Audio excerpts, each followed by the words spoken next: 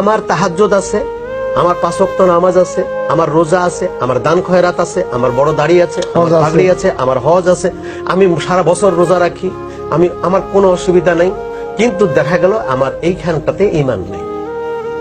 এরপর আমার এই আয়োজনের কোনো মূল্য আছে বলে মনে করেন আপনারা? নাই। তো ঈমান না থাকলে কি আমি নামাজ রোজা হজ করব? হ্যাঁ, নামাজই কাফের আছে, নামাজই বেঈমান আছে। আপনি তাহলে ঈমান নামাজ রোজা না শুধু? না না না, ঈমান অন্য জিনিস। অন্য জিনিস, ঈমান হলো মেইন বৃক্ষ। মির্জা গোলাম আহমদ কাদিয়ানী কি বেনামাজি ছিল? তার এখানে নামাজের দাগ আছে, আমি তার ছবি দেখেছি বইয়ের মধ্যে। তার মাথায় পাগড়ি আছে, তার বড় দাড়ি আছে, এখানে নামাজের দাগ আছে। কিন্তু মির্জা গোলাম আহমদ কাদিয়ানী কাফের। রাসূলুল্লাহকে টক্কর দিয়ে বলেছে আমিও নবী। নাউজুবিল্লাহ। তারপর আমরা মুনাফিক সর্দার আব্দুল্লাহ ইবনে উবাই ইবনে সুলুল কি নামাজি ছিল না? তার দাড়ি টুপি ছিল না? যারা হযরত হুসাইনকে কতল করছে, এরা হুসাইনকে কতল করার আগেও নামাজ পড়ছে, পরেও নামাজ পড়ছে। যারা হযরত ওসমানকে কতল করছে, ওসমানের দরজায় তারা ছিল না, নামাজ পড়ছে না 40 দিন? কে নামাজ পড়ে নাই?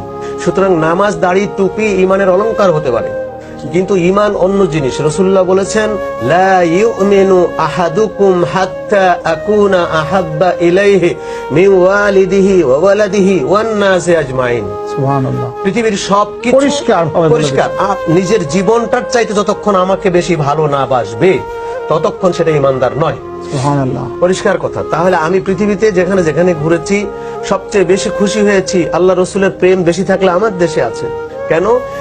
এই দেশে রাসূলুল্লাহ প্রেমিকদেরকে পাঠিয়েছেন। ওই প্রেমিকদের প্রভাবে, আল্লাহর ওলিদের প্রভাবে এই দেশের মানুষ আল্লাহওয়ালা হয়েছে, প্রেমিক হয়েছে। এখন আসুন, ঈদে মিলাদুন্নবী নাই কোন জায়গাটায় পৃথিবীতে? আল্লাহর ঘরে শবে বরাত নাই বলে প্রচার করা হচ্ছে সৌদি আরবে বা মক্কা শরীফে কোথাও শবে বরাত নাই।